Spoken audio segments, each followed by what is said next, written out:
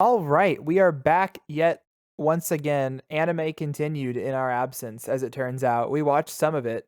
We actually watched a lot of it. There's a lot of shows this season, and we're watching a ton of them, actually. Like Tim's we watching a watched a billion. lot, and yet it's like a small fraction of everything that's actually out right now. It's crazy. Yeah, fall, I think, I don't know, just production-wise, everything got slotted to the end here, but we're here to parse through it and let you know what we think. I think we're going to have a big middle section since, like we said, Juan, Logan, and I watched a bunch of these, but not we didn't watch all of them. And Tim watched basically all of them. So we're going to have a section in the middle where he goes through all the ones that he's watching by himself. Um, we'll call that the Tim Power Hour. But we're going to start off with 16-bit sensation, Another Layer. Yeah. Well, actually, right before we start, I'm gonna just mention that we won't be talking about sequels here. Oh, yeah. Just because, yeah. Well, there's too many sequels, and like we'll talk about it at the end of season review. Yeah, tune in. All right. But we're starting with 16-bit sensation, Another Layer. This was the show that it's like game development, like time travel game development story. So it's a very like interesting angle, and like they actually like kind of make it work. I was actually very surprised by this show. Like I mean, I've only seen episode 1 so far, but like the way the synopsis made it sound, like it sounded like really ecchi. Like, oh, we're making an ecchi game, we're gonna be like very detailed about it. But like from here, like when you actually like watch the show, you're like, oh no, like they're making a game in the 90s, and like all the visual novels there like just happen to be like eroges. So like, and like the girl is like really passionate about like making games. So like I'm actually like pretty excited to see like how she does it. And like there's also like a bunch of like jokes and references in the show, and like that was really fun. Like what do you think about it, Tim? I liked it a lot. I think the main character is really quirky, and she does a good job of like conveying her passion for visual novels. The time travel bit is really neat. I wanted us to get a little bit farther into the show. I think we only got to episode 1 for just episode 1 for now, because it does. There's more to the quirk where it's like she time travels back to the 90s, and then there's gonna be kind of slight spoilers for 1, I guess. But then she'll go back to the present. Oh, she does. Tokyo Avengers. Oh, shit. And then she'll go back again, but it'll be a different era of visual novels. So this is like the first time leap was like Windows 98 era, where they had like 16 pixels to work with. Mm-hmm. And then next time would be like early 2000 and like XP era, where they have a little bit more like colors, and they show like, you know, how visual novels were made in that era as well. So I think that quote by alone keeps the story really like fresh and interesting, and it's kind of cool how she goes back and forth. Okay, so it's actually Outlander. I don't know if there's any like 30-year-old moms in our audience that'll get that reference. I don't know why specifically moms. Because my mom really likes Outlander, and I feel like that's the target audience is middle-aged women. Anyway, it's just that it has a similar mechanic. Hey, if we have any 30-year-old moms in the audience, come talk to me. Hit Juan's DMs. Hit up Juan's DMs, you know. Yeah. No reasons. Yeah, no other reason. All right. I think we're good with that one though. Recommend. It seems like a fun little I'd say like gimmick. a pretty good recommend. Like this was a fun surprise for me. Like I really thought it was gonna be trashy, and then like it wasn't. It was actually like kind of fun and like kind of interesting too. Like with the way the like you can tell like the writers are like very passionate about games. Yeah. And, like it like really is conveyed through the character. This very specific genre from this certain era. Mm-hmm. Yeah, if you're a fan of that one Tokimeki Memorial video by that one guy, the one that's like 6 hours long, then you should probably be watching this anime. Hell yeah. Okay. All right, and then from one gaming show to another gaming show, Bokura no Ameiro Protocol. Now, this show is like an esports story, and like it's actually like a pretty interesting esports story. Like, you know, like the guy apparently like his dad like died or something, and like he has like a traumatic experience with the game that he's playing, and like, you know, it's kind of interesting. And then you see the game, and it looks like ass. It like man, they could some of the worst CG I've seen. Maybe one day a show like this that wants to be about esports can get a contract with like a real video game, like Apex Legends or whatever. Like maybe when this is not a good example, but maybe when Kaguya gets to the Apex chapters, they can get the Apex hookup. I think they might. Like, I think Kaguya is strong enough for that. But and either way, it would be cool to see one of these like esports based anime like feature a real game so that they don't have to look or give us CGI footage that looks like complete ass. Like, man, like I really want to give this show more, but like when you have visuals like that, like it like really bogs it down. But like the story itself like kind of is interesting enough for me to like keep going. I don't know. I've only seen episode 1 for this. Tim, you've seen a little bit more, right? Yeah. Does the CG get better or like the story pick up? I mean, the CGI is still as bad as episode 1. If the show was like more about the like CGI like shooting game aspect, I think it would hinder the show and be a big no. But I think enough of the show takes place outside the video game about the characters that like you can probably make it by with the bad CGI. That being said, the bad CGI is still like they do have like an esports tournament within the first like couple episodes, and they still kind of make it. You kind of get the same like intense feeling of like, oh, would they go make a big comeback or something, even with like the shitty CGI. So I think it's good enough to do its job, but it's definitely not pretty. But there's enough going on the show that they can get by even with the bad CGI. I still think, and y'all can correct me if I'm wrong because I haven't had time to watch this episode 1 yet. But I don't think this show is doing what I kind of want out of an esports show, which is more to capture the feeling of like following a team on a run in a real esport. This feels more like I'm reading the synopsis right now, and he's like doing it to repay debts for a gaming cafe or something. It's not like it's very much a like let's call it a Disney Channel original movie plotline. That's because that's what it feels like, right? When you describe it like that, like it kind of is kind of like that. Like damn. But it's not really about like you could replace the esports in this with literally anything and the narrative would still function, and that is not really what I'm looking for. So maybe that's why I'm put off with it. I still am waiting for like an esport that's about a circuit, and because that's fun. It's more like a sports anime in that regard, but like I want to root for like I don't want to use specific like fucking give me an anime that's the equivalent of Cloud9 doing the 2018 Boston Major run or whatever. Like give me that. I want some real gritty competition, but that's okay. Mm-hmm. I'm glad this is at least watchable. I was afraid it was going to not be. No, yeah, this is definitely like watchable. Oh well, it's definitely not the esports shows I was looking for, but I think it's his own thing. But that's fine on its own. Like, I'll just keep hoping that King's Avatar like 4 eventually comes out. The interpersonal drama is like kind of enough for me to like keep wanting to watch it, but like there's just so much heat this season, so like there's no guarantee that I'll keep up with this. This stuff can fall by the wayside. Yeah. Okay. Next up is Dekoboko Majo no Oyako Jijou. Listeners of our previous episode might know that Logan was not very hot on this one. And that I talked about being tricked because it was about hot witches. So I went and watched episode 1. I will say this is not stellar or anything. Not much to write home about, but I was pleasantly surprised. This is fine. It's cute. It's got, I would say it has 4 coma pacing, which is like take it or leave it. If that it's very, very 4 coma pacing. If that's gonna bother you. The visuals are fine. The jokes were fine. I mean, some landed way better than others. I think any jokes relating to breasts, which I will say was like 40% of the show's runtime, probably got a little repetitive. But this was like, if it was a weaker season, I might have watched a couple more episodes of this.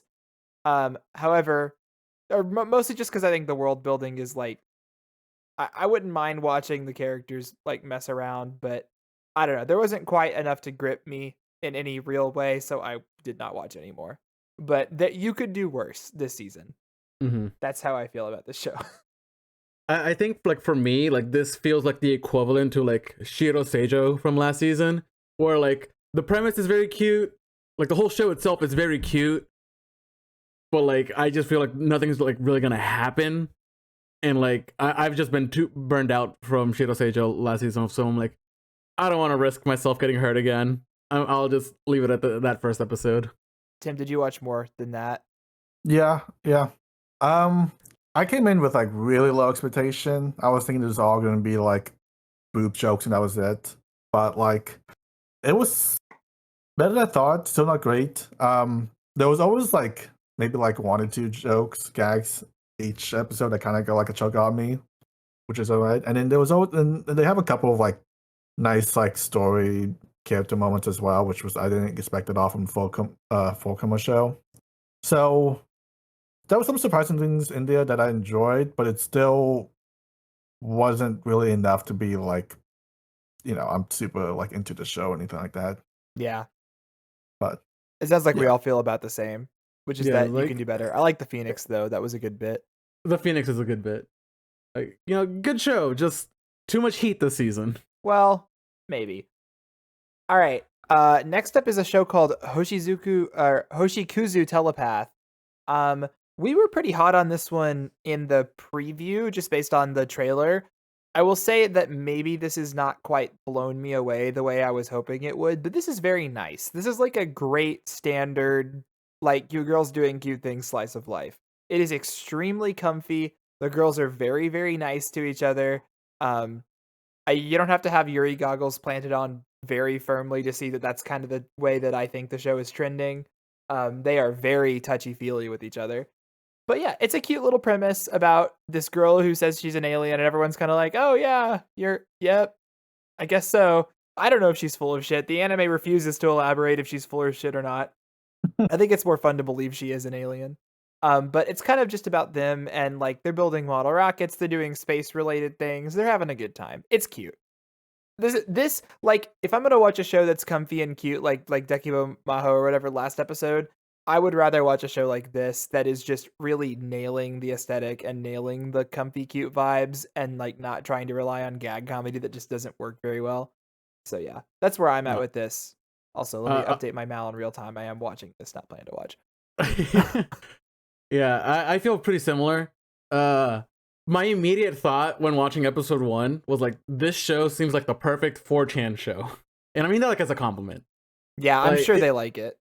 Like the extremely cute main girl who's extremely shy and awkward, and then the alien girl who is super extroverted and like super weird. Like it just like screams 4chan to me, like 4chan bait. But like it's good though. Like it's like warranted. And like I'm pretty sure, I'm like 98% sure the girl is actually an alien. But like I said, I think it's small more fun. chance.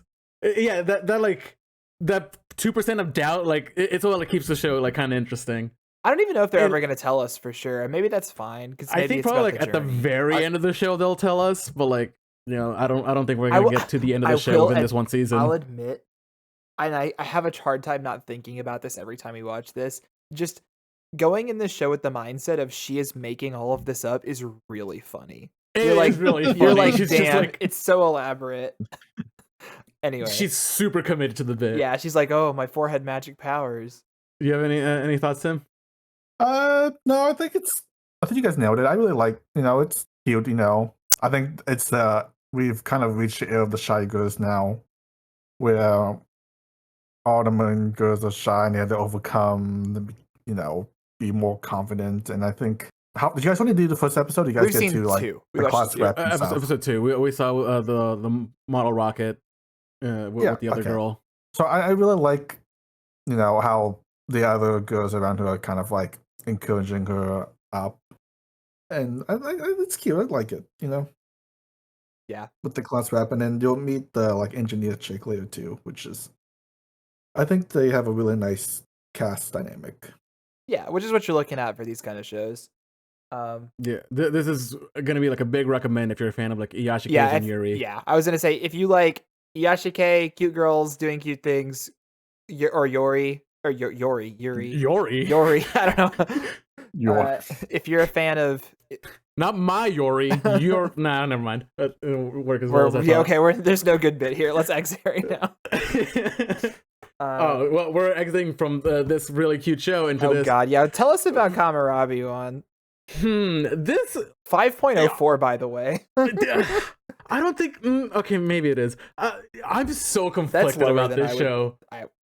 Anyway, but yeah, tell us about the conflicts. I'm so conflicted with this show. Like, okay, it's a battle royale anime, right? Like, it's just like cookie cutter battle royale, and like I'd say like probably like its biggest draw is its art style. You know, being like CG, and I guess the other draw is that it's written by Yoko Taro. You know, the guy who did the Nier series. And like the dialogue, I don't think he wrote it. I think he is involved with the project. Scenario. Scenario. Yeah, I think he wrote it. I don't think he's like writing the script. No, Jin is writing the script. My favorite person of all time. I think Yoko Taro is just like working with the project. He's probably helping. He's series composition too, so he's pretty involved. Okay. Yeah, but so like all those other aspects are like really weak. But then you get to the fight scenes, and the fight scenes are like really fucking cool. And like it's like the reasons why they fight are stupid. Yeah. Agreed. But the actual like fighting is like really cool and unique. The powers are really cool and unique. And then like it goes back to like being like this like kind of like mid-show. It is insane. I don't think I've ever seen a show that like the fight scenes carry the show so hard. Ruby. Hey, there's people that like Ruby because for the characters. So yeah, and like I could not give a shit about the characters. These people they're like extreme. I could not tell you a single thing about any of the characters in this show. Like this show, like I want to drop it, but at the same time I want to keep watching the fights. Like I'm so conflicted. Juan dragged me kicking and screaming through 3 episodes of this show. I did not drag you kicking and screaming. You really only watched 2 because you were like high off your ass for one of the episodes. That's true. I think I was like doing something in a different tab, or like playing a video game during the third one. You were playing Smash. Yeah, it was great. Anyway, I agree with everything that Juan said, except that I think it's worse than he's giving it credit for. I will give the show, it has a interesting visual style when it wants to, and the fight choreography is excellent. It is so disappointing that everything else about it is, I would say, bordering on completely unwatchable, because it has some of the cooler fight scenes I've seen this season, and maybe this like year, honestly. That they have very big and flashy and esoteric, strange powers. Like, what was the dude's power? Was like time travel. Dude, like, it is like the most like insane time travel power I've ever seen. It's like super like unique. To bring anything into existence that existed in the future or past before. Like within that area. So if it exists in that area at any time in the past or future, he can make it appear. Yeah. So they're very high power level for these powers, which leads to some pretty crazy fights. And they really do nail the visuals. It's just it is like nails on a chalkboard when they open their mouth. The screenwriting is so bad. It's awful. It's just the most bland, generic, like Death Game Mirai Nikki ripoff I've ever seen in my life. I hate all of the characters. They're boring or they're tropey. It's poor. It's poorly made, unfortunately. And the problem is the visuals are also not always great either. It's really just the action sequences, which I guess is a good time for them to shine. I wish this was worse so that it would be more of a fun, like, you know, hate watch / like watching trash on purpose, but it's just kind of happens. Yeah, it just kind of happens on screen in between the fights, and that was not enough to get me to keep watching it. I would eagerly watch a fight compilation on YouTube of this show after it was done. And maybe that's the recommendation we can give it. Yeah, that's what you can give it. I'm gonna keep watching it until I'm bored, and like that can either be from the next episode or all the way to the end. Fuck if I know. I don't think this show is anywhere near as bad as Mao's putting up to be. Like it's like a 5. I agree. I don't think it deserves a 5. I would give it something in the 6 range, but it's like 6 point something. I think it's like a CGI nerf. Yeah, just because like people like inherently hate CGI. Like the CGI is not even pretty that good. bad. Yeah, this is not like the worst looking CGI show I've ever seen by far. It's even fine. Like the day-to-day like scenes look fine in CGI, and the fights looks awesome, as we said before. I think the only thing really like dragging it down is like the script and narrative and like the lack there is of any of those. but it's not great. But I don't think it's nearly as bad as like what everyone on the internet is saying it is. So Visually, the script is ass. I don't know. We'll So see if I your keep up with mileage it. may vary. It is at least interesting to talk about. Okay. I just want to let Yoko Taro cook, you know? Yeah, maybe he's cooking too hard. All right, Juan, tell us about the next one on our list. All right. Kimi no koto ga daisuki na 100 nin na kanojo, or as it's shortened into Hyakkano, the 100 Girlfriends show. I heard good things about this show, like coming into it. And, you know, I had like pretty high expectations. And this fucking blew past them. Like, holy shit. The jokes were non-stop. It was just like, this is like exactly my kind of humor.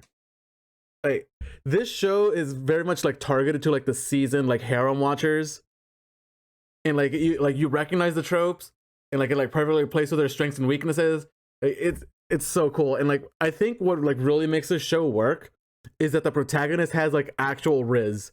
W Riz confirmed. Since we're not talking about sequels, I just want to give a quick shout out to Kanojo no Kanojo season 2 that's airing in the same season, and like they're like kind of similar, but like they do them very differently. And like I still enjoy both shows, but like I think this show is definitely gonna like overshadow it like in like future conversations. There's more going on in this show than in Kanjima Kanjo. Like the variety there's like of like jokes going and on. gags that they do is like a lot more. There's like fourth breaking walls. There's a lot of like random like genre shifting for like a gag or something. You know, Yeah. it has a lot of like variety and utility that it uses to keep the show consistently fresh. While like Kanjima Kanjo, as much fun as it is, it's basically like the same like 2 gags over and over again. Like Not each necessarily character, the same 2 gags, but each like, character has their own like 2 gags that they like kind of repeat in like a slightly different way to keep it refreshing. yeah. But like it's, you know, I mean, has it's its about the limits. scenarios in that one. How many Like the episodes of scenarios this of have the y'all play. seen? I've only seen episode 1, and I Okay. think Tim might have seen more. What's our girl count at the current episode that you're at? I'm just curious. I mean, episode 1 is literally just the 2 girls. It's 3. I think Okay. the show will end around I think like 6. I think. Oh wow, they're slow paced.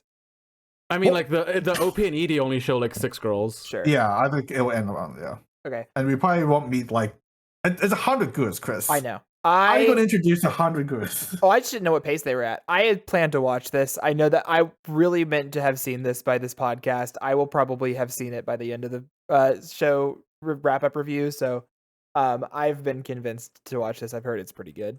So especially since y'all like it a lot.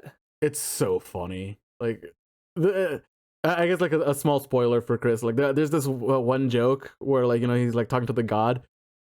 And then he's like, hey, hurry up. They're going to start cutting lines from the manga. Like, I'm running out of lines. Please, let me talk. I think Logan complained about that in the pre-read, but I've heard that they were executed better in the anime. So hopefully that is the case. I sure hope so. I like that joke. I don't know. It just like really caught me off guard. Those kinds of jokes are a dangerous game. I can see them being executed better. I mean, I think that was like the only like fourth wall breaking joke. Mm-hmm. There's a couple of them, I think. There was one of them that was like, oh, like here's my like girlfriend. If you want to know more about her, be sure to check out the last episode, something like that. Oh, okay, that's funny. There's a couple of them in there. Okay. So yeah, it's playing loose. We'll see. I am interested in checking this one out. Y'all seem to like it a lot. So if you're into rom-coms, I think this is definitely one of the premier ones this season for sure. I'm gonna have Logan do this. Logan, tell us about the next one since you haven't spoken. Yeah, he had one line so far, so let's have him actually talk in a conversation here. Hi, I'm Logan. I am also a member of this podcast. You would not know if you listened to the last podcast. So this next one is Kusuriya no Hitorigoto, or the Apothecary Diaries. I like this one so far. I think I am a little bit colder on it than Chris is, and a little bit warmer on it than Juan is. I think the first episode was good, and it had some solid intrigue. And I think the second episode had less of that, and it kind of annoyed me how long we were spending on the horny chocolate, personally. Yeah. I don't know, man. Like, the what really like sold me on this show was Kevin Penkin in the cast, or not cast, but like Yeah, you he's know, plays the all the staff? characters. the crew, The staff. there. the staff. That's the word I'm looking for. Wait, And like so far, like within the first 2 episodes, like there hasn't been like a Kevin Penkin banger. I do wonder yet. how much He's worked on he's it? working on it. Yeah, because there are a couple other music people on staff, so I don't know. I mean, like I don't think it's just he his did like soundtrack. tweet about it though, so like Yeah. I was hoping like he would like would show up, but like Yeah. there just hasn't been like a banger yet, and like but also like like story wise, yeah, like it's an interesting like concubine wars kind of story, and like from like what I can tell from the OP is that like the girl like rising the ranks from like a servant like probably all the way to like a concubine or something.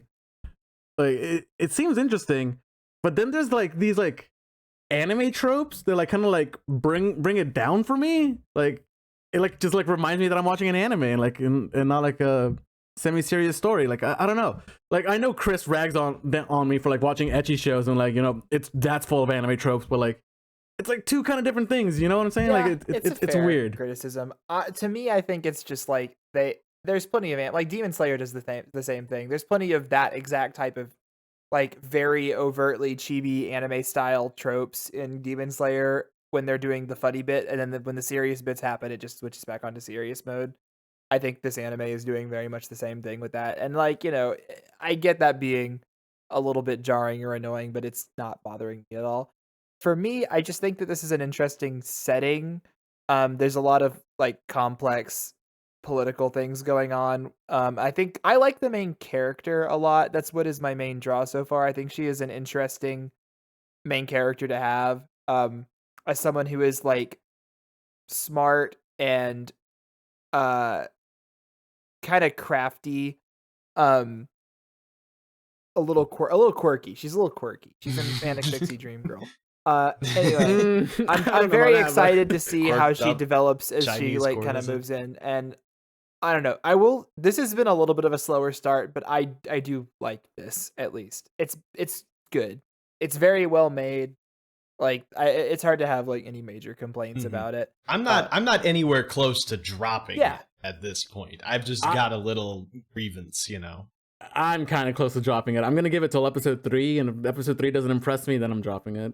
I'm not surprised. This feels like a show that Juan wouldn't be. Yeah, I like think one it would could drop just be this. like not a story for me. But it's cool. It's really interesting. If you like the setting of like a Chinese court, full of concubines and eunuchs, and the sort, it's an interesting little period piece. I am having fun with it. Tim, how do you feel about it? You haven't talked about it yet. I really like it. Like I actually really like these kind of period piece stories. You don't see them a lot in anime, but like other mediums do them quite a bit often, and I'm usually a big fan of these.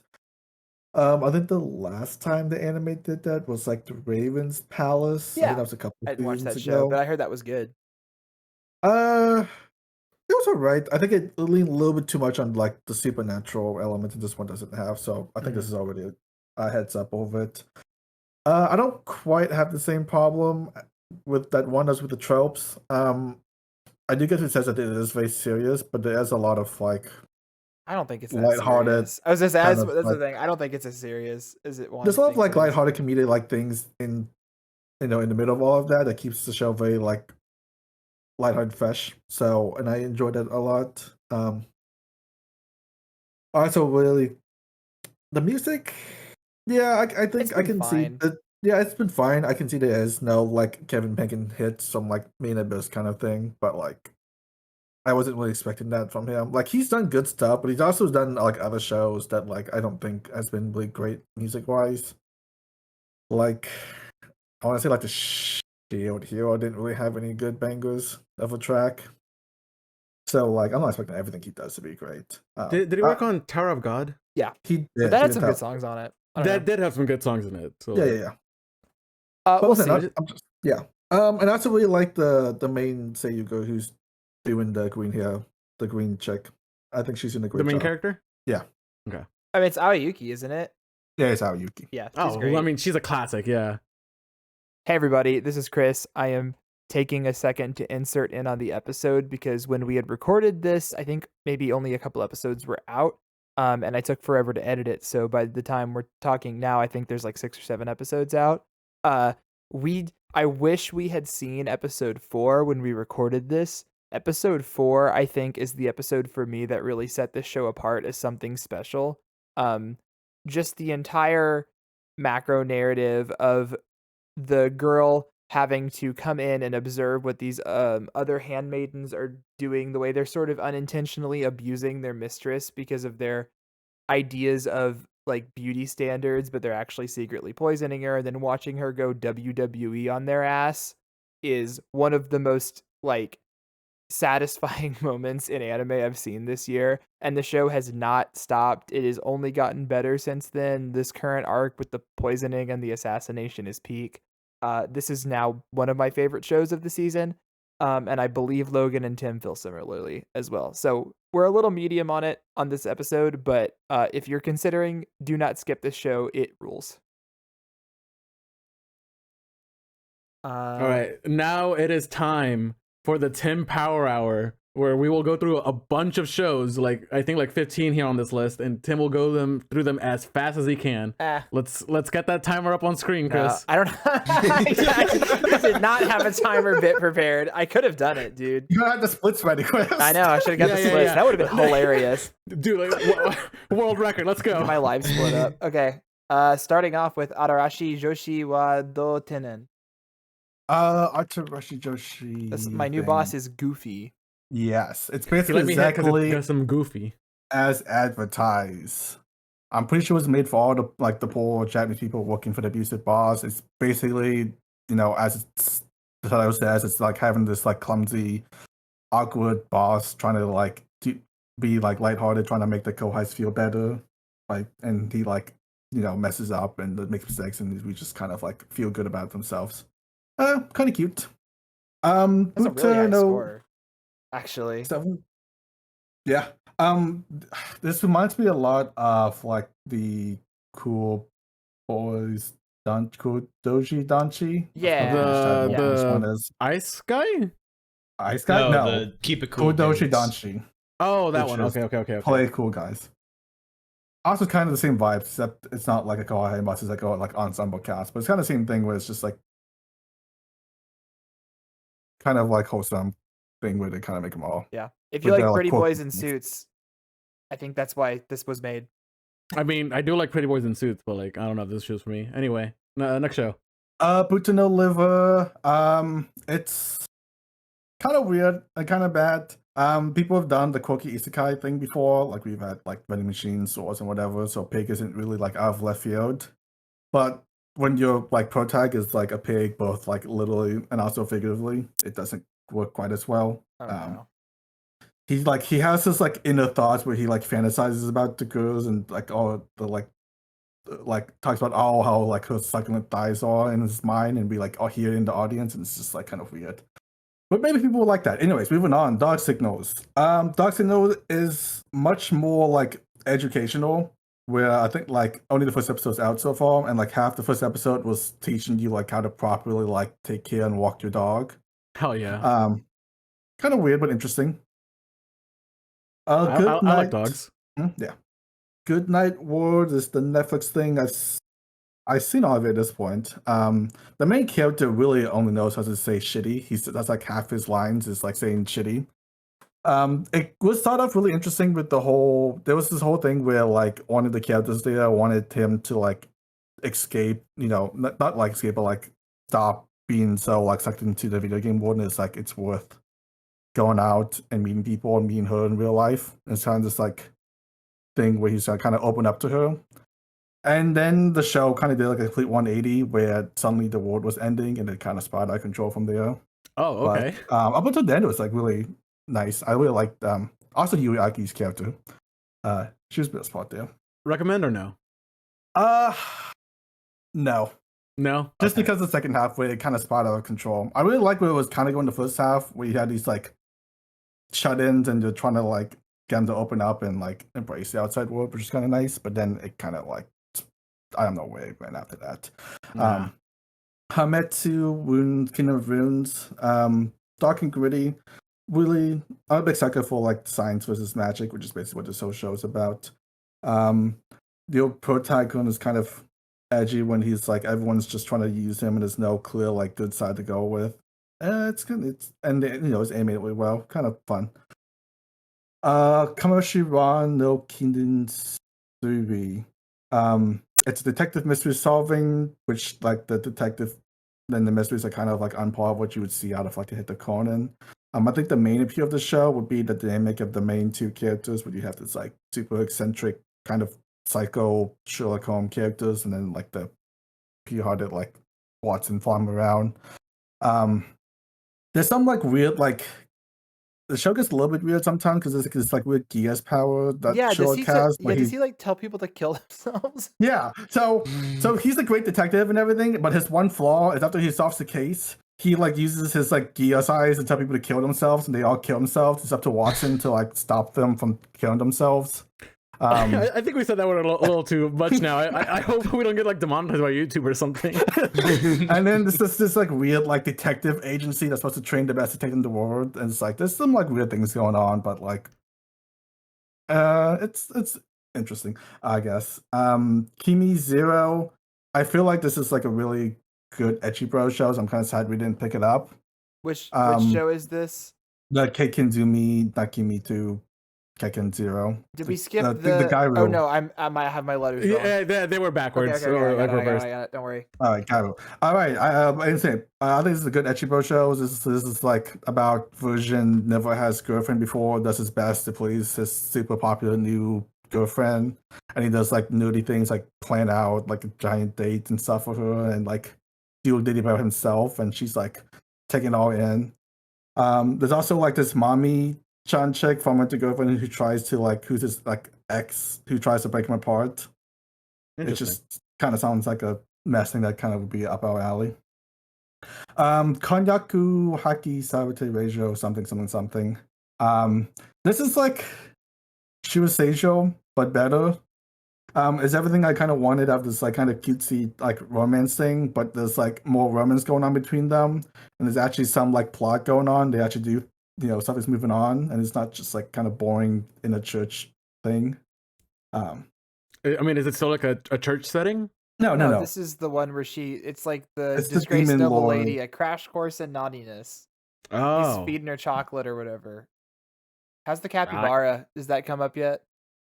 No, I think we saw him in the background once, but he hasn't like come up yet. I'm kind of sad. Then what's the fucking point? That's what I'm saying.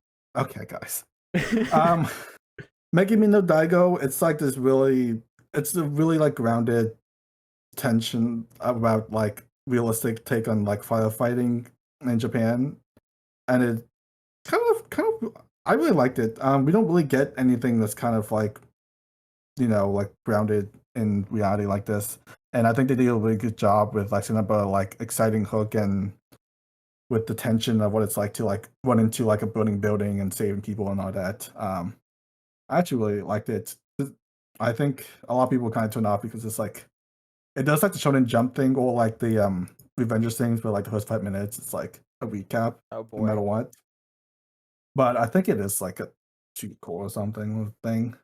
Is it 2 core? I don't remember if it's 2 core. 22 it is a 2 core. So like I'll forgive them if they need like a some little room to like work on the animation. MF Ghost. The story and like the script of the show is honestly kind of boring to me, but the racing scenes themselves is like the cream of the crop. They're all like really intense and keep you in an seat, and that's really the main reason to be watching. And even me, who's like never like seen really Initial D, was like super drawn in when they actually got to the racing scene. But like I couldn't care less about the characters in the story. They got that Eurobeat? No Eurobeat, which is what's tragic. The point? Why are we even bothering? You could watch an original Initial D, but you haven't done that. I doubt Does MF Doom have anything to do with MF Ghost? No. I mean, you see some like character cameos from like Initial D and MF Ghost, but gotcha. Like it's basically its own like standalone thing. Migi 2 Dali. It's like I don't know who he has seen Sakamoto-san before, which is their other works, but like The psychic guy, Psychic? No, that's Sakamoto. Sakamoto. Oh, Desk. Sakamoto heard of Deska. Sakamoto. Okay, that one. Yeah. Yeah. So that one is like the guy does super outrageous, over the top gag things, and this show does that as well, but it's like done it in a more like serious, kind of sneaky way with like a mystery overall genre. I was really surprised at how well they kind of like turned this like gag comedy into like, and also make it a mystery. It was kind of interesting, cool. And then Overtake, the really neat original, with a lot of good writings about this like group of F4 racers like struggling, working their way to the top. The art is really funny and goofy at times, especially with the main girl. That they really do a job at like doing the expressions for the characters, and then the writing to talk about like, because each of the like the main characters each have their own like trauma that's like haunting them and carrying them. I think they do a really good job at building, fleshing the characters out and have them kind of like heal each other. I really liked it. I'm So kind of sad for sitting. I was say, I meant to watch episode 1 of this today. I may still do it. I may still hit back on this because I like Aoki and some of his stuff, and I've heard this is good. So maybe Yuzuki-san is like, that's just like a really endearing family, kind of like, you know, being there for each other. It's just sad that Crunchyroll fucked this up. I was gonna say, did they fix it? Yeah, they fixed it finally, but like for good lord. those not in the know, someone fucked up big time at Crunchyroll for episode 1 of this show and released. I have no idea what happened, but they were like almost unreadable subs. Like it looked like they had been done by an AI or something. It was bad. It was like really bad. They had to come out and like put out a statement, and then I think they released the right ones later. Kind of weird. I don't know if I don't think there's been problems since that one though. So, but like, what's like, is like the story like good? Is like endearing? It's endearing. It's like these like families trying to do their best to like not be a burden on each other and like helping out the family the best they can.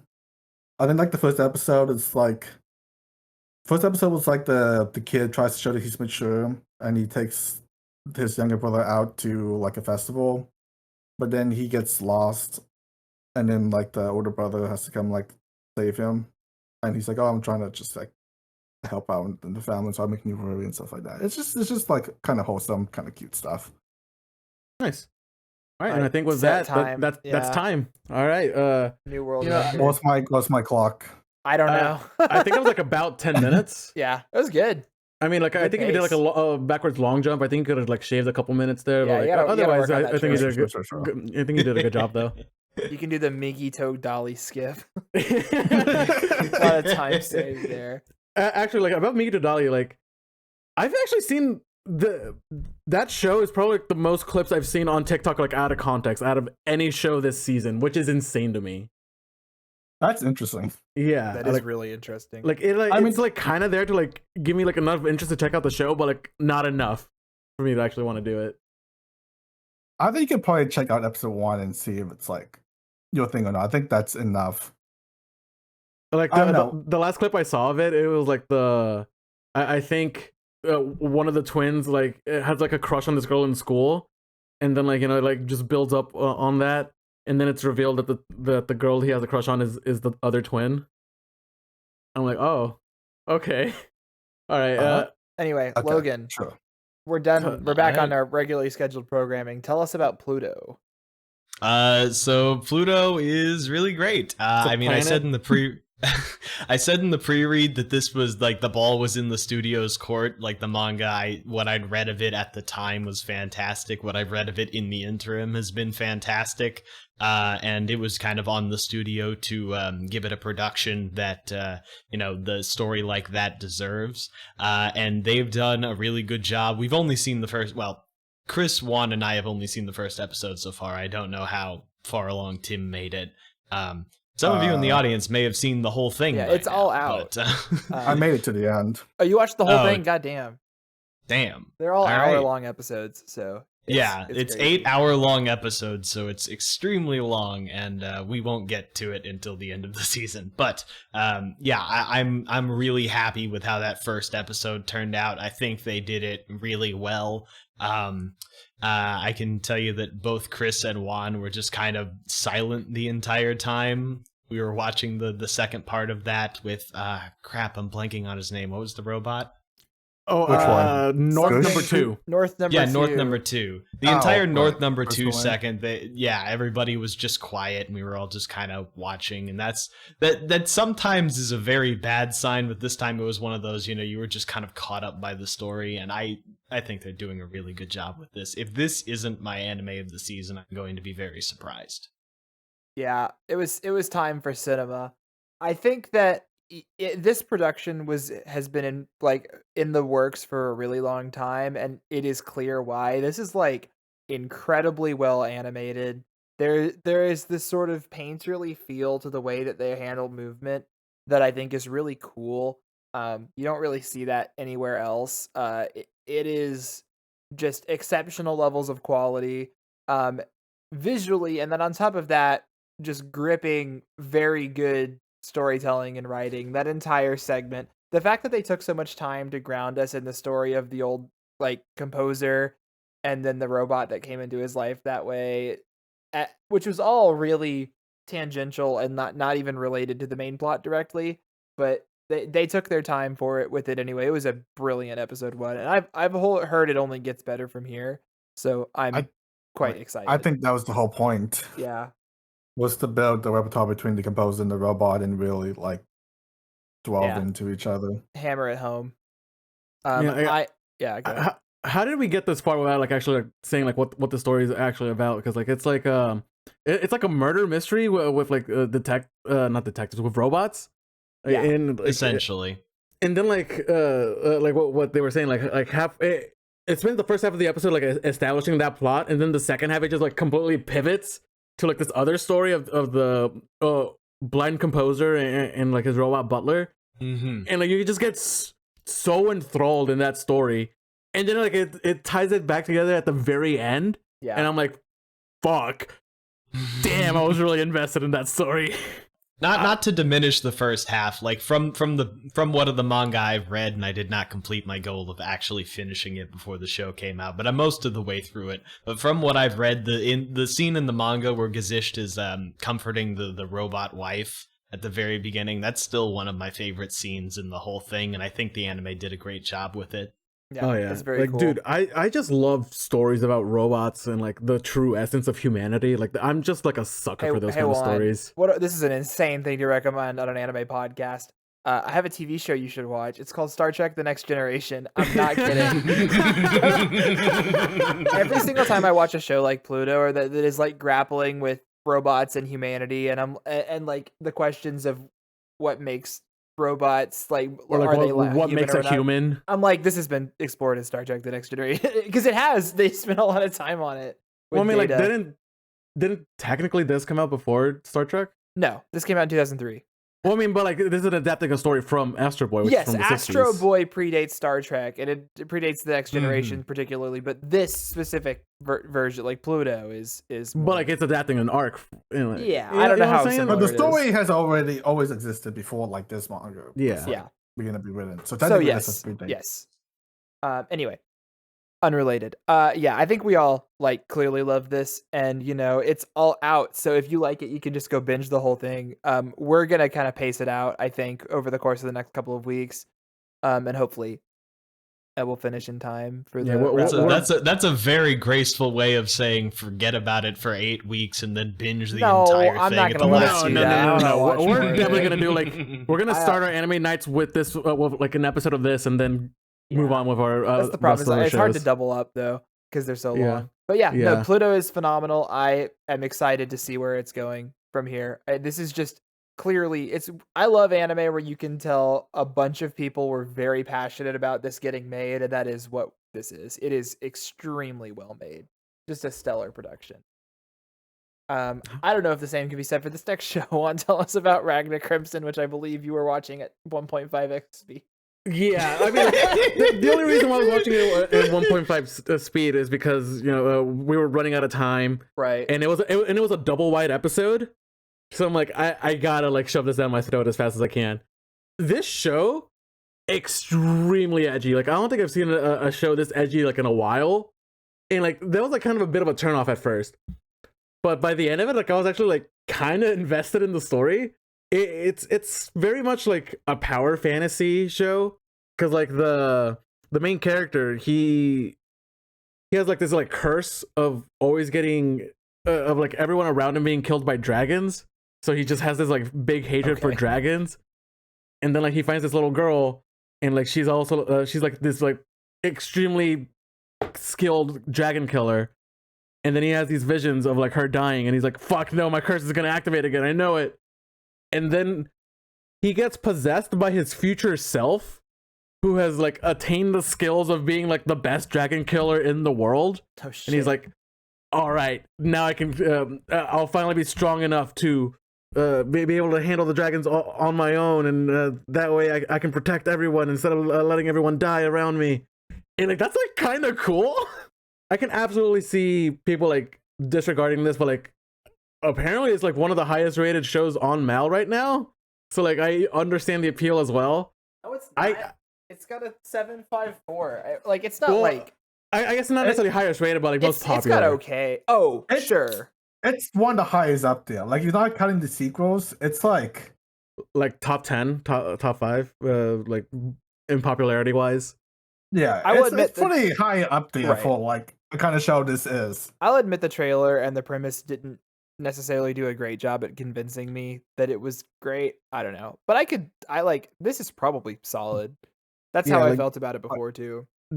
I feel like the kind of similar with this, like with Kamierabi, where like I could like see myself keep watching this, but like I think like as soon as I'm bored with it, I'm gonna drop it. Is it well made? Like, is visually fine? It's like decently well made. The dragons look fine. Yeah, the dragons are CG and they're like a little wonky, but like other than that, like the action's pretty cool. Okay. Like I can kind of see the appeal to this, but like I'm constantly seeing it in like any corner and all the stuff due to like the top 10 animes of the week and stuff. It's like constantly in the top 10, and I'm like, I do not like. I cannot. People like edgy, why. dude. Yeah, people like this type of shit, I guess. Then watch Kingdom Room. Kingdom Room did the edgy like twice as better, and it's this just seems like your like normal like kind of like edgy power fantasy that we get like every season. I don't know why this one in particular was like the one that everyone was like, it's so good. I don't know. What I don't want you to watch episode 1 of Kingdom of Rune and see how that compares to you. And that one's only 20 minutes, so you won't have to do 1.5 speed for that. Or you could and just blaze it. No. I mean, he could. I do think the 1.5 kind of helped, like with the slow moments. Well, that's really funny. If you're gonna watch episode 2 at normal speed, so you can see how that goes. Yeah. All right. But Yuma's there's a character who does the Yuma voice, and was like really like weird. This like kind of like visualize him in this like post-apocalyptic dragon world. Sorry, is that a man? What, the pink hair girl? Yeah. Or no. The red-haired witch. I think that's a girl. I think it's not a character that was introduced in episode 1. She's being played by Ayumi Murose, who's that's the Iruma VA, who is that's what I'm saying. That's what Tim is saying. Yeah. Interesting. It's the exact same voice that he used for Iruma, which is kind of like weird because every time I hear talk, I'm like thinking it's Iruma. And it's just that's a interesting cast decision. I mean, I'm sure it's on purpose. Yeah, maybe. Okay, cool. Well, there you go. Yeah, watch the show if you like edgy stuff. Yeah, like, or if you're 14. I like dabbling in edgy stuff sometimes. Actually, if you're 14, watch this next show. You'll probably like it too. True. Logan, you want to tell us about Shangri-La Frontier? Yeah, so Shangri-La Frontier, the Kusoge Hunter plays a good video game for once. I liked this manga. I think the anime is actually improving on it in a few ways, or at least that the animation does look quite nice. This is apparently like a prime time production, so they're doing a really good job with it. But yeah, this is so far staying as kind of like fun, pleasantly low stakes as I was hoping it would stay. as I said in the pre-read, if things get to end of the world at some point, I'm going to be kind of upset. But as long as it's like guys playing a video game, I'm pretty happy with that. This is a like exceptionally well made anime. I don't like for the premise and for what's going on, as far as it's just a full dive VR MMO anime. They are animating it out the ass. It is like the fight sequences and choreography are incredible. Yes. Which I think is carrying a show that maybe I would not normally want to spend much time with quite a bit. But even despite that, this is just the best MMO anime that I've seen in a long time. Like they have done a great job of creating an authentic video game that has deep mechanics that just seems really cool. I would love to play this game. They just spend a lot of time really convincing the audience that it's worthwhile to play, and therefore it's compelling for the main character to continue to play and get good at. And he has some interesting restrictions to how he's playing the game as well, which make for a decent amount of tension. So it's just been a lot of fun. It feels a little bit like early Sword Art if there was not the overwhelming like you are going to die part, because it's it's just normal for now at least. But I liked this way more than I thought I was going to. It's fun. Yeah, this was a huge surprise for me this season. Like I was going into this thinking I was gonna drop it like immediately, but like no, like the way they present this game it's so gripping. Like I actually want to play this game from the way they describe the mechanics. It's so fun, and like this game doesn't exist, and I want it to exist, and like that's good writing, dude. Like holy shit. Yeah. I want to live in this world. It's just so cool. Like the way they describe like the game mechanics and like the way like I like imagine myself like with those game mechanics, it's so cool. I really like it. And then like the whole point of like the main character playing like only bad games, and like this is like his first good game in a while, and it's just like him being blown away by it. Kind of reminds me of how like I played Tears of the Kingdom, and every once in a while whenever like I come across like a really cool mechanic or puzzle, I'm just like, this game is so fucking cool. Yeah. Oh, I'm having so much fun. I remember that. It was neat. It's very cool. Tim, are you liking this one also? I mean, I like it. It doesn't do anything super special from like every other like isekai video game anime out there. It's just that the like core, like the base production value and everything is like done off its ass. Which I think honestly is all you need for this kind of genre. You know what I mean? I think I would watch more shows in this genre if they were just like made well like this. So as it turns out, when you try, I don't think it does anything like revolutionary where like if someone wasn't a big fan of like isekai or like video games, that I would like tell them to watch it. But I think like it does what it does really well, but it doesn't like revolutionize anything. No, it's just well made and solid and fun. Yeah.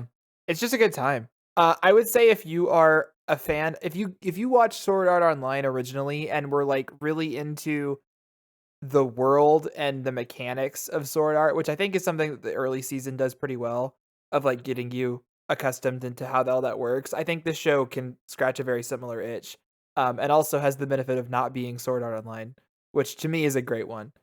I think it's really funny that I think like three of us are like pretty warm on it, and then Tim's like, yeah, it's whatever. It's like I mean, Tim watches a lot more shows like this than we do. So. I guess so. I mean, I would, if you guys didn't watch it, I would probably put in my like power hour and be like, hey, it's an isekai, it's done really well, and that animation's great, and that would have been my like rundown for the show. But I really don't see this as an isekai. Like I really do see this as like a video game show. It's in the same blanket, in that same umbrella. Like genre thing where it's like I group them all together. Hey, dude. He's in another world and he's super, he's kind of overpowered. I think but like I will say here, I'll go back on the visual just for since we're still talking about it. I will say to Juan's credit, I think there is a big distinction between isekai where someone is stuck there and the MMO thing where he is willingly choosing to log on every day, and there are scenes in the outside world sometimes too. That has a level that's like of so refreshing to me. So I mean, it depends how much he spends in the real world, because like right now, like 98% of the show is like in the game. I don't even think he needs to do it. I'm just saying the fact that he has the option, and it's not necessarily all one or the other. it kind of hits the same itch that people look for when they watch like Yeah, these for sure. Final Fantasy kind of shows. For sure. I think maybe the other thing is I'm just refreshed that they're an anime that has MMO mechanics. It's because they're actually in an MMO and not just because that's the world, which has always been so stupid. Dude, that's always like a big turn off for me. Anyway, let's move on. Shy has a surprisingly low score.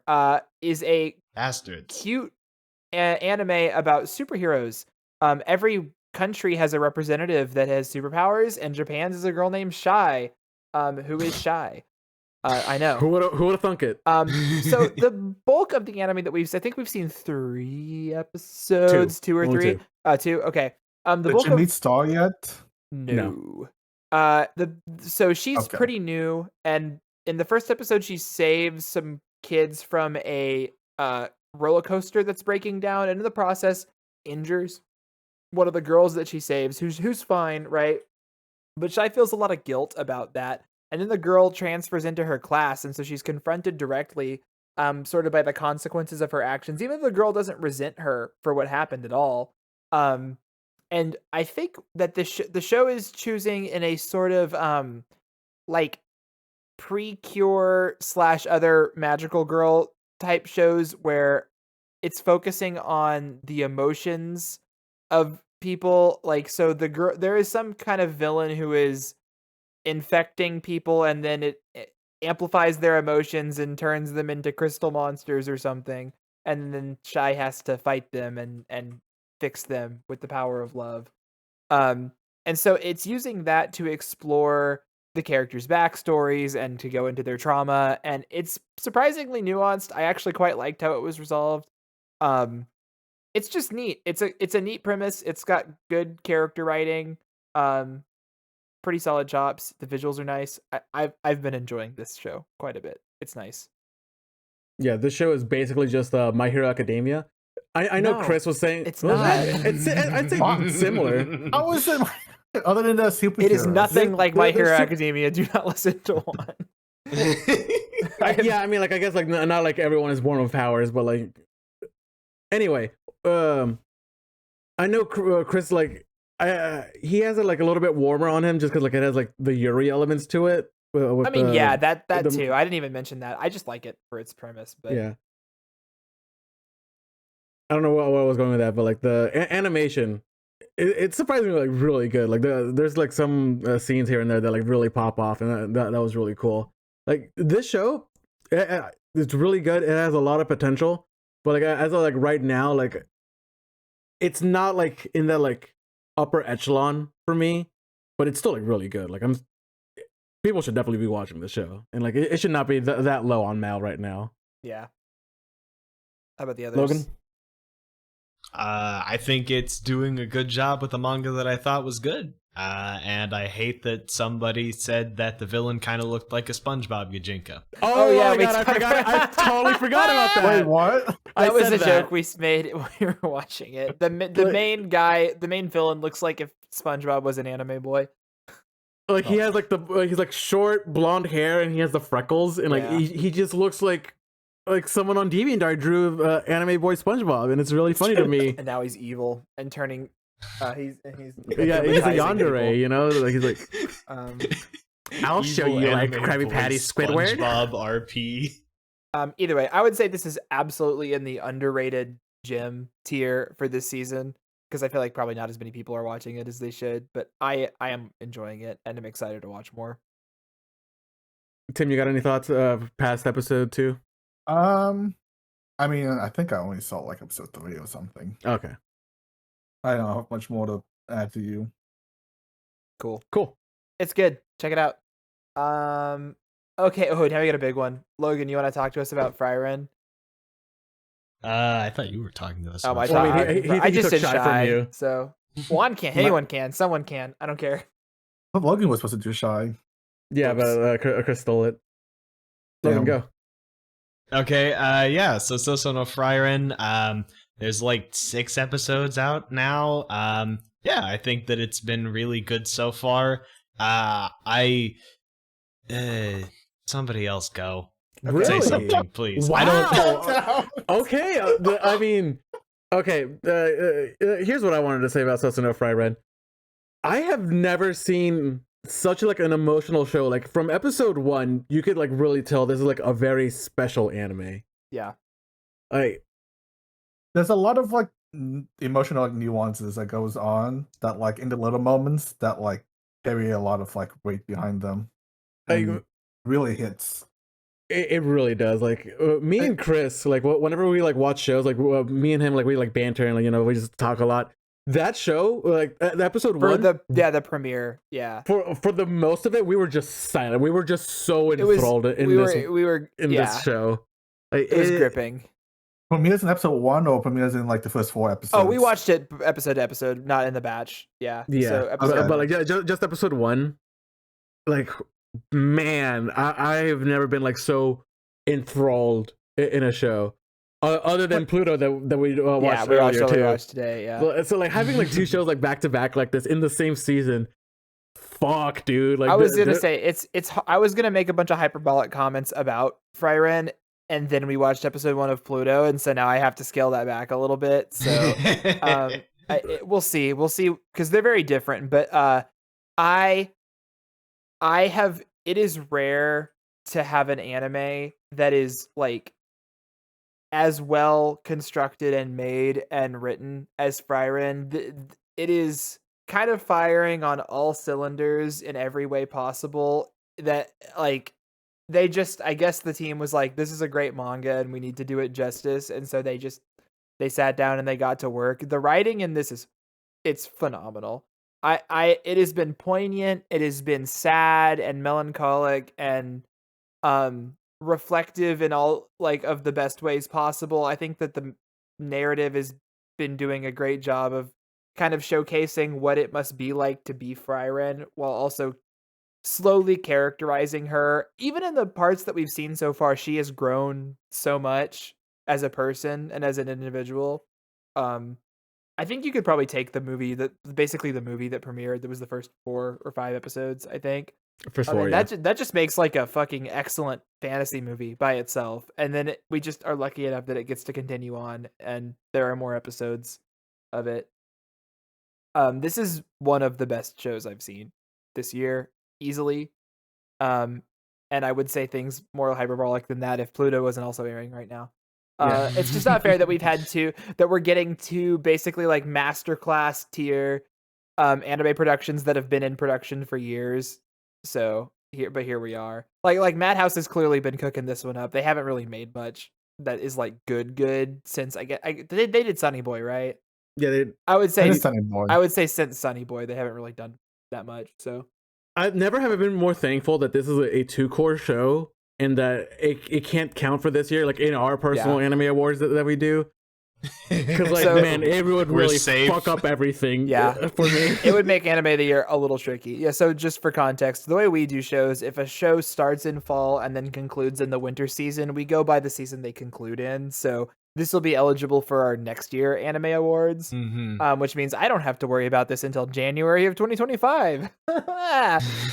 In which case, which is going to be its own hell, because then a bunch of other shows will come out in 2024, and then I'll be like, oh shit, I have to count Frieren. Yeah. Yeah, you're gonna be DMing me in October, like, remember that Frieren came out this year. Yeah, that's gonna be hell. Pluto does count for this year, though. So yeah, Pluto does count, and that does fuck up things. Anyway, I'm sure everyone here has, like, if you're involved in anime at all, you probably have this on your radar, but believe the hype. It's as good as you've heard, if not better. You should be I think everyone that's in, like, there are shows where I'm like, oh, maybe if this is your kind of genre or your kind of type of anime, this is one of those that I can give the general recommendation. I think everyone should be watching this. I think this is a classic in the making. Yeah, straight up, big time. Yeah, I do think it has an extremely strong opening. I mean, we've talked about that a little bit. The first couple of episodes, that kind of, it's very tight. Just super well made. Tim, any thoughts to add? I think, of course, the show is, of course, extremely beautiful. Visually and musically, I think Evan Call nailed out the park with his soundtrack. I like how the show lets the story breathe. kind of reflecting Frieren's kind of like mindset of just like we'll take it as it goes. Like I said, the show does a really good job with its like emotional like nuances where like instead of like a show like like Violet Evergarden where everything builds up to like one climactic moment, Frieren doesn't really. I mean, it does have like a big moment, but it also has a lot of like I said, it has a lot of like emotional like nuance of like things that like with like I don't know, how far did you guys get in Frieren? Episode We 5 were- or 6. I think we're on 5 or 6. I think we're one So- behind. Yeah. Like the episode with the beach and the sunrise, that like, Oh, dude. and then the scene with the flowers man. on the top. Like it Mhm. doesn't. Like we should, people like looking at the sunrise and like they don't like really get it, but then like people may not get it at first, but like there's a lot of like things behind the meaning behind her like enjoying the sunset and seeing friends like joy through the sunset and her like being happy because of that. Yeah. That the show does It's just really well. beautiful. It's just genuinely beautiful to watch. And I feel like I don't say that all the time with anime. It is moving and lovely. So, It's just like it's telling you to like enjoy the little things in life. It's well, it's about, Yeah. it's about regret and like appreciating and- the time that you have. Yeah. Yeah, with there's the a people lot of around different you. like messages that the show is trying to send across to you, and I love every little bit of it. I like I like Fern too, and as a character, especially since we were so focused on the main squad in the early episodes, it's good to see that there is clearly a narrative with her developing, past just the Being the main, apprentice? the original, Fern, her apprentice, who is shaping up to be a great character as well. I'm excited to watch more. Fern was great. I think Stark was a great addition as well because Is Fern the was a new little boy? yeah. We haven't finished We his only watched his introduction yet. first episode, so I'm excited to see how he Oh, integrates so you guys with are the like 3 cast. episodes behind then. Yeah. Maybe so. Stark is a great addition because Fern was a little bit too much like a mini Frieren. Well, I think Um, that's kind of the point, and then she's gonna kind of develop her own way. I mean, she does I have her own love their personality, dynamic. but I like love how they bounce off each other. Stark is a very like Mhm. they have a great dynamic, kind of bounce off, but Stark is a very like quirky, energetic, kind of whiny boy, and he adds a fresh new dimension to the group. So I think the show's turned out really great. I'm excited to see more. It's refreshing to have truly good fantasy anime, and because I think it's a very oversaturated genre, and it just proves that it doesn't actually matter what genre you set your anime in if it's like you're good at writing and can write and make good, beautiful, compelling narratives. But yeah, watch Frieren.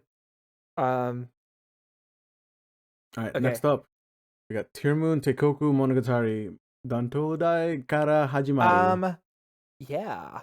Who wants this? Is it me? I It's you, me. baby. I think you should take it because Okay. you were very down on Yeah, it before. I was being a hater at the premise. I think it was the fatigue of having to watch a bunch of trailers of bad anime over and over again. No, this one's pretty good.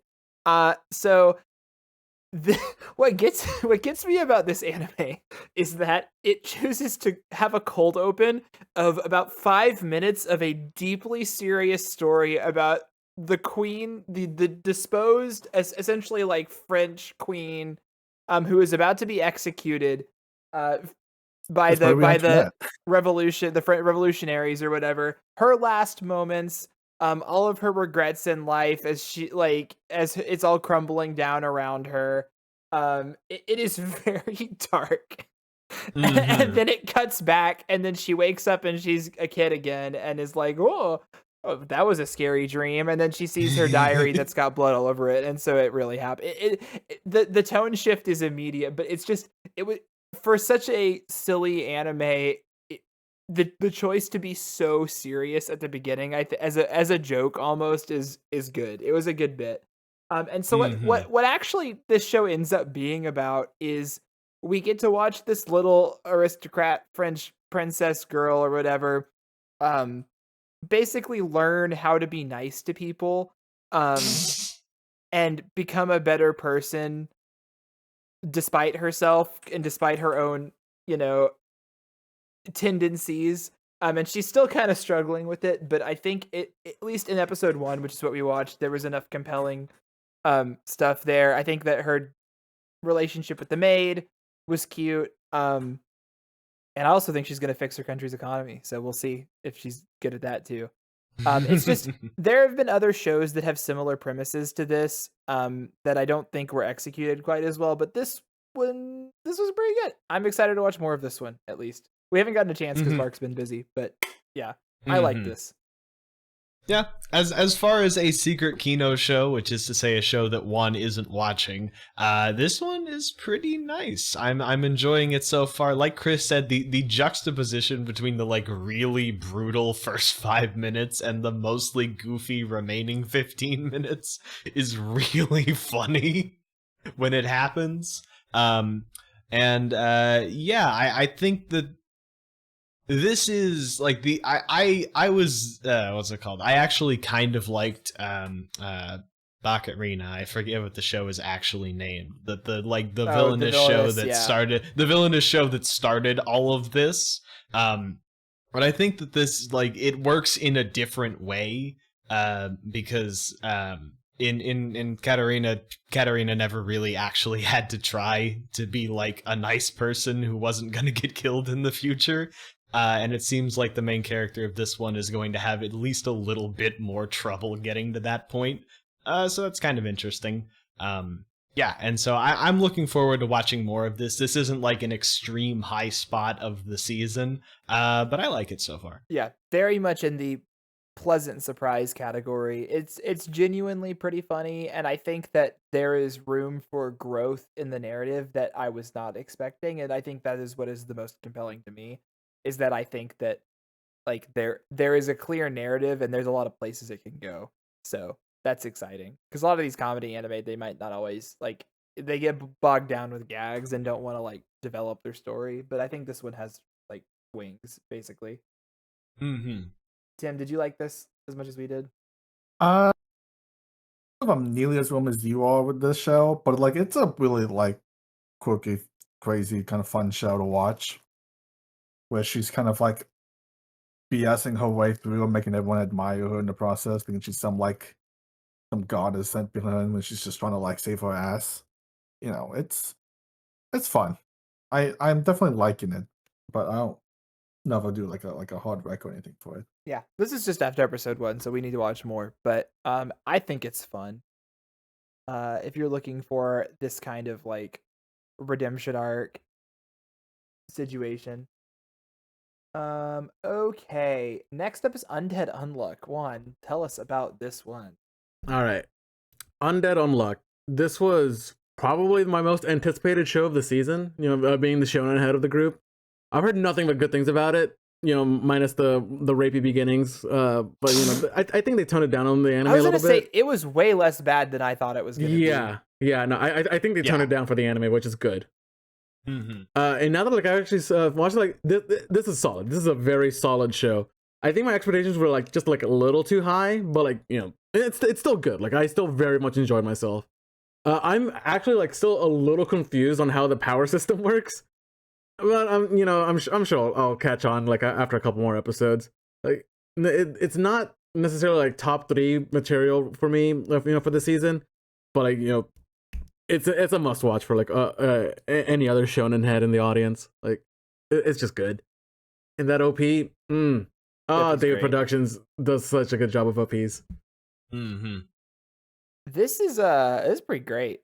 I like the show a lot. I think it's really cool. It's another one where it's getting carried by a stellar production, but like it also is such a unique premise. Like I'm never gonna get tired of him chopping his own fucking legs off and blood blasting all over the place. It is such a unique superpower, and one that is very fun to watch visually as well. So it just makes for a lot of great action, and also, this world is insane, and we're still trying to figure out kind of what the fuck is going on. It makes for a compelling watch for sure, and I like the dynamic the main characters have together. It's interesting. The main character herself is very interesting. So it's more of just I'm excited to see more, but it is being carried by some pretty excellent action. So that's always fun to watch. It's doing the shonen thing well. Yeah, the action is the real selling point for me. I think that they've been doing a really good job with the fight scenes. Yeah, so this is the same production team that did the Fire Force anime. So like I knew from the start that the animation was going to be like off the nose because like animation was one of the few things that Fire Force had going for it. Other than that, I don't think I'm near as hard as Juan on this show. I like his power of his whole the white boss fighting off, and he's like not just like a musclehead. He's kind of like got a strategy, trying to figure out what everyone's power is and fighting it. But like, we don't really know anything about the show other than he meets people, he tries to kill them, and then he meets new people and tries to kill them as well. We don't really get a purpose to the show, so like all we really can do is just like appreciate how like fun the action is.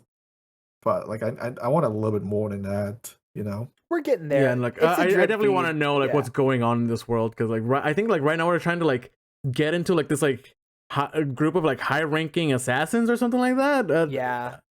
Yeah. Fuck do I Hopefully they know. don't get about killed the by high-ranking those assassins high-ranking and what assassins. they do. It's just like that doesn't tell me much since we don't know anything about them. Like, Yeah. I just want to Remember know how like what the stars end goal don't of exist? this- well, I mean, I guess like the end goal is Yeah. killing each other. But like that's all we know so far. There's a very slow drip feed of information about what is going on with the world. So it'll be interesting to find out more. I'm definitely intrigued, and I'm entertained in the Mhm. meantime, so I'm having a Yeah. good time. It's good enough for me for now, but I definitely need something more. Otherwise, my interest is gonna dip soon. Again, I could watch this dude. I just love the way he fights. I could watch him fight for the whole season without learning that much more and be decently happy. And I expect we'll get more than that. Yeah. Okay. Wow. This is a weird one to end on. So Watashi no Oshi wa Akuyaku Reijo, or I Am in Love with the Villainess. This is a very popular light novel that I have been hearing about for like years before this adaptation. My biggest complaint is that it does not look very good. It's like fine. I would say it's your standard kind of budget-y anime production where like nothing is egregious, just everything is a little janky, and I think it would be more compelling if it was slightly better made. I also think all the boys are kind of ugly, but it's a Yuri, so is that on purpose? I don't know. Probably. So it anyway, this was fine. I watched episode 1 of this today. I will try to watch a couple more episodes just because they really leave a lot on the table about the main character. It's kind of difficult to like know what her whole thing is, what her game plan is, because I like she's very outwardly. So the premise is she's obsessed with this visual novel because she loves the antagonist. It's not it's like an otome game with a bunch of pretty boys, and Claire, which is the blonde pigtail girl, is the bully who tries to get in the way of you flirting with the boys. But she loves her instead because she's gay. So she goes into the game and then is instantly like, and I will admit this part is very funny about it. Claire immediately starts just classic bully tropes, just like being the drill-haired princess that goes, oh, I spilled my tea on you. Oh, poor you. You're a filthy commoner. And then the main character is just like, oh, that's so hot. Please keep doing it. And just does the like, how do you beat a bully? And it's by being so horny that you make the bully uncomfortable. Which is a funny bit, I will admit. Though it comes off a little weird sometimes, and I feel like that bit's gonna get beaten into the ground if we keep rolling with it every episode. So I'm kind of interested to see how that's gonna change. I really don't see a path for the romance forward like at all right now. I assume that'll take a long time to develop, but because it almost seems like she's gonna try to help the blonde girl get with one of the love interest boys instead of hooking up with her, which is like fine. I don't know. This is okay. I don't know if I'm gonna keep watching it or not. If you're really jonesing for Yuri, then like this one is explicit Yuri, at least, unlike some of the other shows we've talked about this season, like Telepath or whatever, or Shy, that are kind of like Yuri bait. Like she comes out and is like, I am gay, I like girls, I am a lesbian. So that's cool, at least. If you're into that. But yeah, it's fine. That's kind of where I'm at. I don't know how much if Tim's seen more, I don't know if he feels differently about it. This show feels really like whiplashy to me. Like So episode 1 was all like very comedic kind of gag Yeah, thing it's where all about like, the oh, it's like, oh, I love you so much, keep bullying more, please step on me. It was just like just all jokes and stuff, and like they didn't really have any like character development at all. It was just random gags repeated. Episode 2, they kind of went into like more where like they get close to each other, and you kind of see like how much she cares for her, other than behind the like random like comedic step on me gag. And in episode 3, they have this like random 5-minute segment about like what it means to be gay, and it's like this like I watched half-truth that clip conversation on talk. Twitter, which I thought And was it's really like cool, actually. it was cool, but it just came out of left field. They're just like eating, it's just the story's progressing. They're just sitting and like eating lunch together, and randomly one of the characters were like, "So you're gay, right? What does that mean?" And it was just like It's very it was just- candid, and it's one of the most like candid discussions of like LGBT stuff I've ever seen in an anime, which is it's cool. It is very weird. It is. It was just yeah. It is just really just out of left field, but it was kind of cool. It's just kind of whiplashes between like character development, comedy gags to like kind of more serious thing, and it's like I don't really quite know how I feel about the show. I was like not super sold on it in episode 1, and then like more so episode 2 once we kind of see like them like kind of bond and like grow closer to each other. Yeah. And then episode 3 was kind of like a bit stepping back because nothing much happened after that. And then just had that random 5-minute conversation that kind of felt randomly injected. I don't really know where the show's going because like she is trying to get the villainess to hook up with one of the guys, and all the other guys are like trying to hook up with her, kind of. So it's I really don't really know how I feel about this show. Yeah, I'm gonna need to watch more to develop a stronger opinion. I think if Claire stays static, then it's gonna be really boring, but I don't think that's going to happen. Like I think she's gonna change and develop, and she's not gonna be like the bully mode the entire time. You can see that already in episode 2. Okay, that's she good. always changing. It's just that I want to see a little bit more than what is already in front of us. So yeah, this is okay. I'm at least gonna watch an episode 2, or episode or 2 more before I like completely drop it. But yeah, I think that does it. I think that's everything. That's it, baby. We did it. We made it through. So yeah, that is what is happening in the fall season. That was our mid-season check-in. There are quite a lot of shows to get through.